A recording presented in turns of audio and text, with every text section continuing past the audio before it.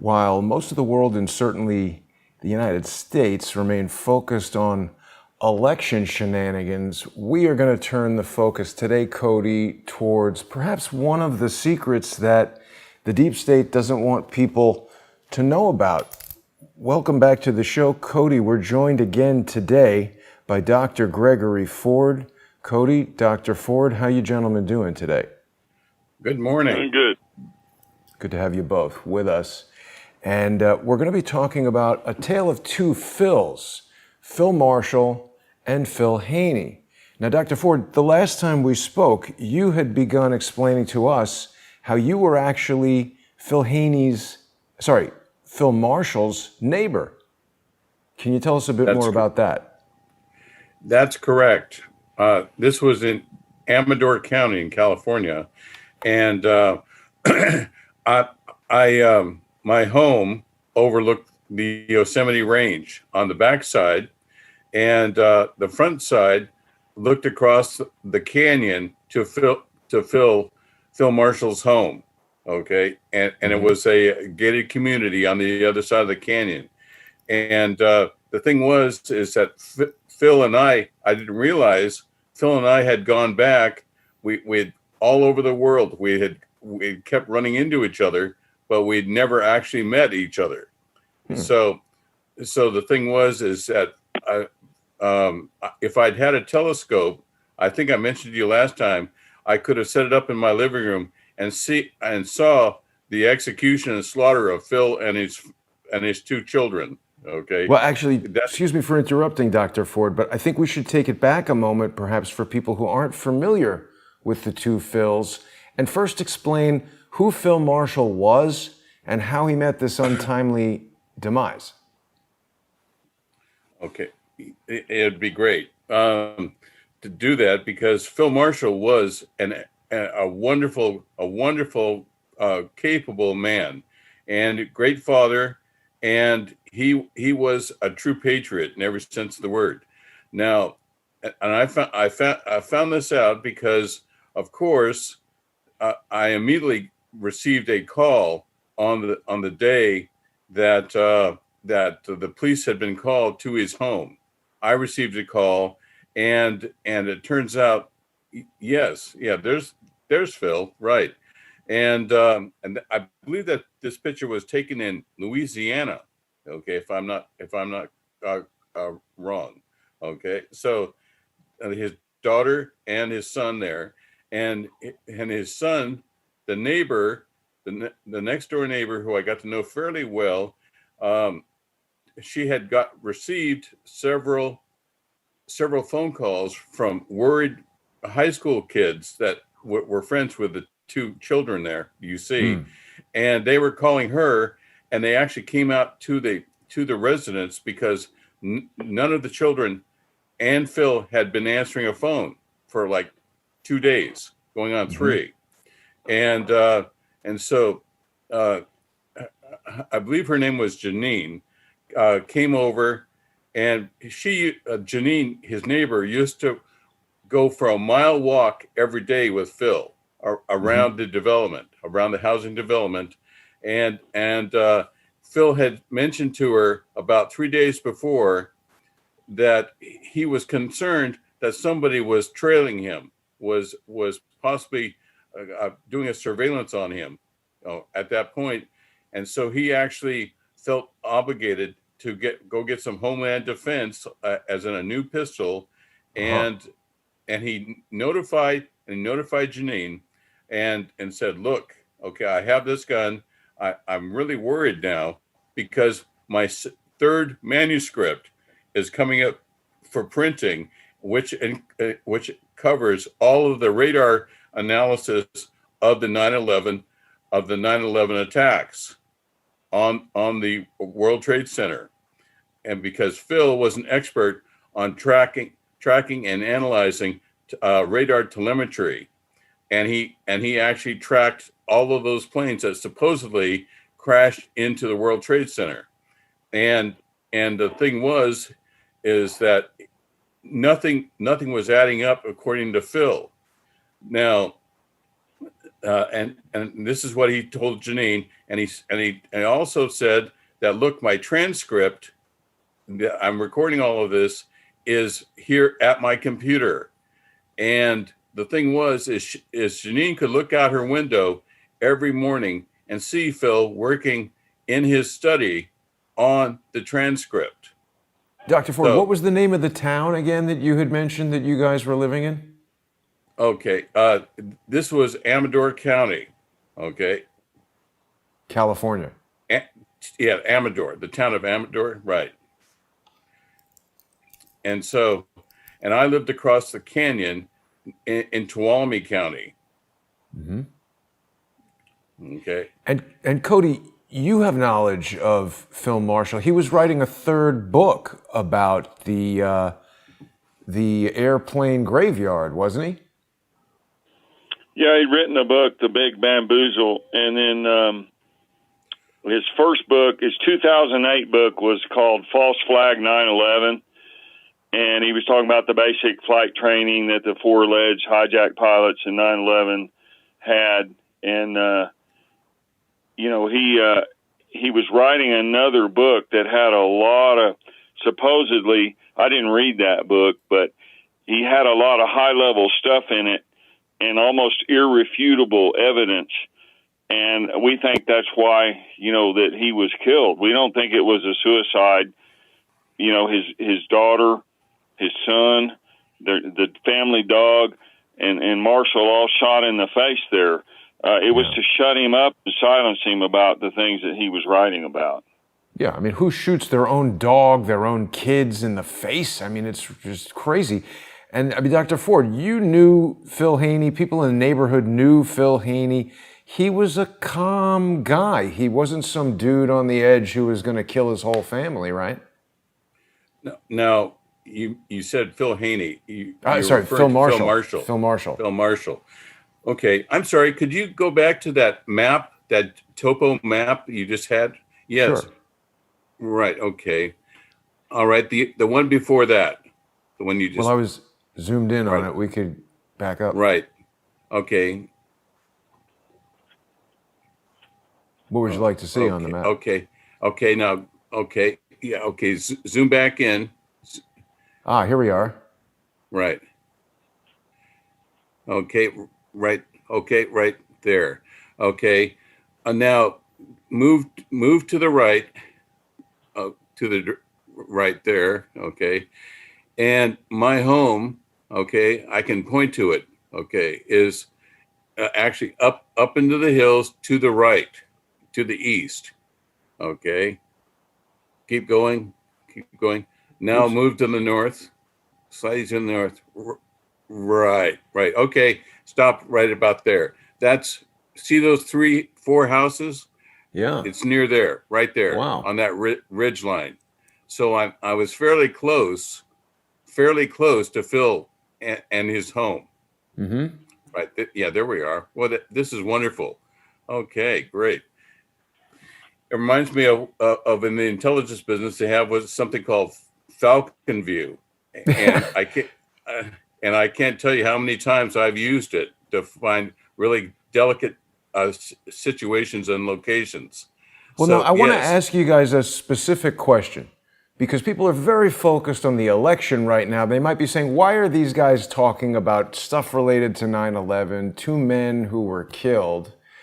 And there's a particular interest in Phil Marshall because from early on, there was this thing, Able Danger. And I'm not talking about the David Hawkins former association with Field McConnell. I'm talking about ABLE Danger, which was supposedly a terrorist hunting operation led by Anthony Schaefer, who is now the principal at the London Policy Center for whatever, where Sidney Powell is a fellow. And there was this huge dust-up just yesterday on Twitter where Jenna Ellis, one of the members of President Trump's legal team, the Trump campaign legal team that are challenging the election frauds, they put out a cryptic tweet yesterday that many people are interpreting as the firing of Sidney Powell, but I'm not sure that's what it is. It could be a clarification of Sidney Powell's role in the overall effort. I don't know that she was ever hired specifically by the Trump campaign,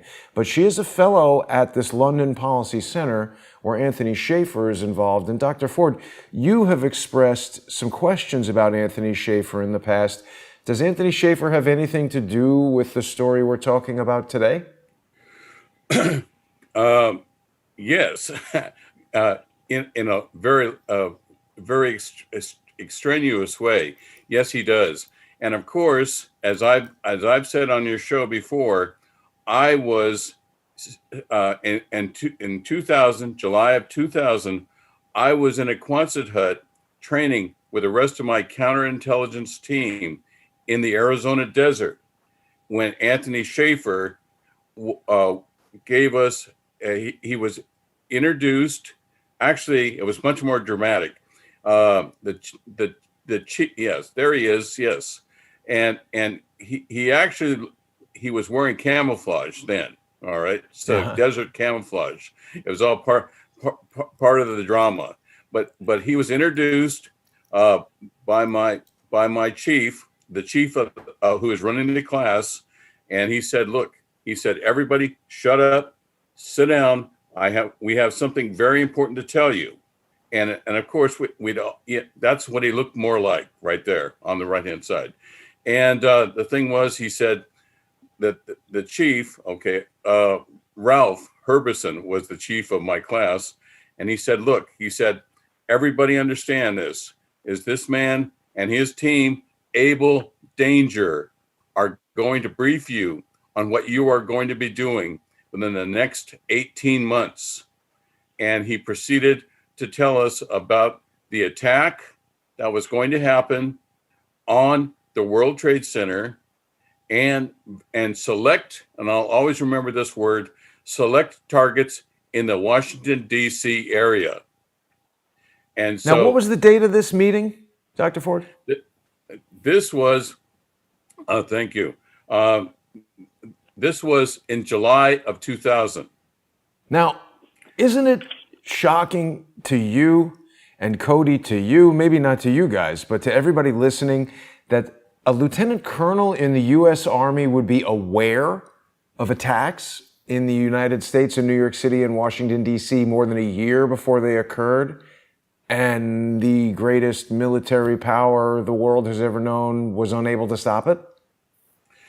No, absolutely not. It doesn't shock me at all because it was a false flag planned event. The whole 9/11 thing was planned.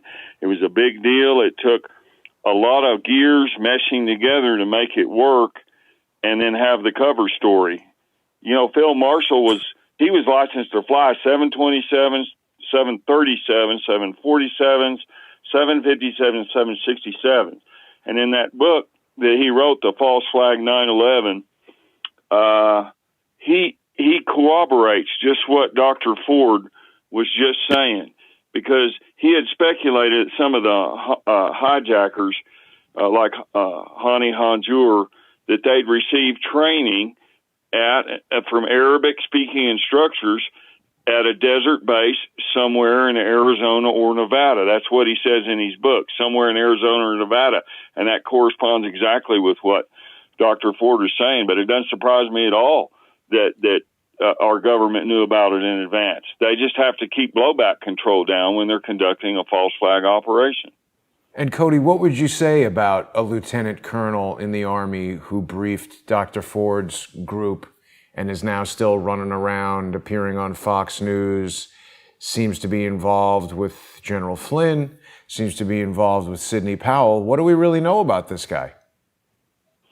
Well, I don't know that much about him, but the rank of lieutenant colonel is a common rank that CIA and Defense Intelligence Agency and intel agencies use when they're going to conduct some kind of false flag op, because it's a rank where it's high enough where they can still command people underneath them, but it's still low enough to where it won't bring back any blowback to the higher military structure that may be involved in one of these paramilitary black operations.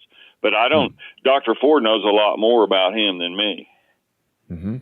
What do you think, Dr. Ford? Well, That's a good picture of him. All right. So now, so what I can say is this, is that, yes, he had already had an extensive history of pursuing counterinsurgents all over the world. And I think he was an exceptional person in every sense of the word. And he had been organizing, and he said at the time that he had penetrated the group Al Qaeda, and that's where they were getting their information. They had electronically intercepted the electronic information from Al Qaeda to Afghanistan, okay, to the Sudan, and they also knew that there was going to be something big happening, and they had it confirmed. They had the action confirmed by 9 other intelligence agencies, as they related that to us in the classroom. That yes, this whatever it was that was big and planned was going to happen. And they said, and of course, we had several people from Department of Justice that were also intelligence agents in my group, and they all raised their hands and said, "What are you talking about? Hijacking?" And he said, "Well, look," he said, "I know it's been a while since anybody's hijacked anything, since Libya and Cuba and so forth. But," he said, "understand this, that is the chosen method they're going to use. And the thing is right across the valley from where you're sitting now is the group that's training to do it." Wow. Dr. Ford, let me ask you one quick question. When you say that they had obtained signal intelligence, electronic intelligence, did they specify what that was? Because there was this article back in 2019 in True Pundit. Mike Moore and his team had spoken with an undercover FBI agent who had infiltrated Al Qaeda using AOL Instant Messenger. There was apparently a network of operatives who were using AIM to communicate. Is that what Lieutenant Colonel Schaefer was talking about? He didn't specify it to that degree exactly what was going on, because remember, the ELINT, electronic intercept and intelligence, was slightly different than what we have now. Okay, so as a result, though, and specifically, he didn't say, because there was other intelligence agencies monitoring this group, he didn't say what they were using either. But it's important to remember that, in 2000 and 2001, I don't even think Twitter existed. We didn't have all these different messaging apps. So if they're intercepting electronic communications, and then here we have a separate story that the FBI has infiltrated, we know that Anthony Schaefer works with FBI agents. Robin Gritz is another fellow or former fellow at that London Policy Center. So I wonder if it's the London Center for Policy Research. It's one of these think tanks. I'm just curious, Cody, what do you think about think tanks like this? Well, oftentimes the think tanks are a front for nefarious intelligence agencies. They liaison with people like the FBI or the FSB. In February 2000, Lieutenant Colonel Anthony Schaefer, I think they were based out of Fort Belvoir, Virginia, and with the Able Danger thing. But they did a lot of data mining of the regular internet. They had advanced algorithms, powerful search engines, and they cross-correlated a lot of internet traffic. And they had pulled up a lot of names and cross-correlated intel. And later on, they were ordered to destroy that data because the Pentagon realized that it might be used later by investigators. And the information I have is that there were about 2.5 terabytes of intelligence data that was data mined from the internet by this Able Danger team. But yet they were unable to stop the 9/11 attack. So, sorry, Dr. Ford, please carry on with what you were telling us about this briefing. And so now Lieutenant Colonel Schaefer, okay, he said, okay, and he probably was reading the looks of doubt or looks of boredom, because in the intelligence business, you get stories and briefings and data dumps like this all the time. And so he said, now understand this, this is going to happen. Don't think it's not it's gonna be another intelligence report that you can forget. He said it is going to happen. And he said, please, everybody, now step outside. Okay. And this is we walked outside the Quonset hut, and he said, see across the valley there. And of course it was a night had fallen, so it was pretty dark, except across the valley there was a whole line of mercury vapor lights, like a runway. Mm-hmm. And that was the what was that?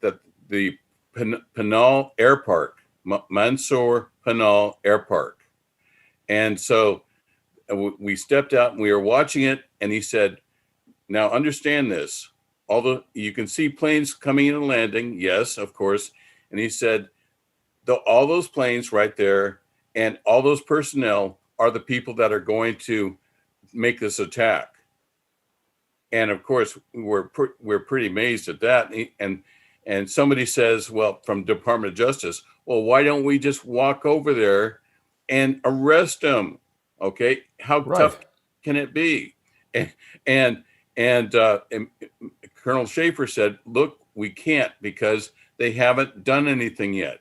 This is the law that we have, that they haven't done anything. Yes, they might be conspiring, but the thing is, and this is another thing that I've always wondered about. He said, look, everybody there that was there at Penal Air Park, all right, was training. Of course, this was the famous learn how to take off and don't worry about landing kind of training.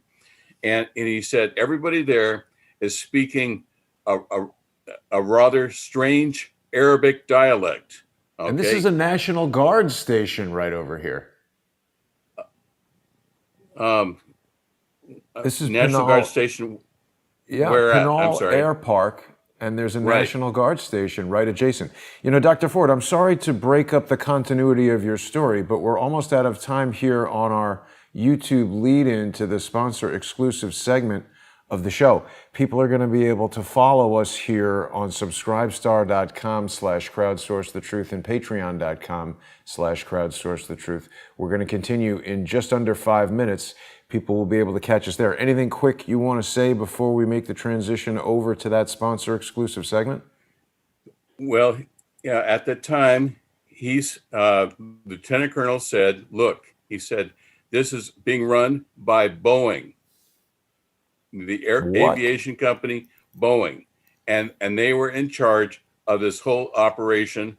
And he said, the reason why they're having a tough time over there with Boeing is that they had to hire specific linguists to come in and train these people to fly these airplanes. And somebody said, well, what, Arabic? And he said, no. He said, from what they can tell, they had to learn how to speak Baluchi. What the hell is that? As in Baluchistan. Okay. Baluchistan. As in Baluchistan, the Baluchis, okay, that's between, what is it, Iran and Pakistan, in that little crescent there.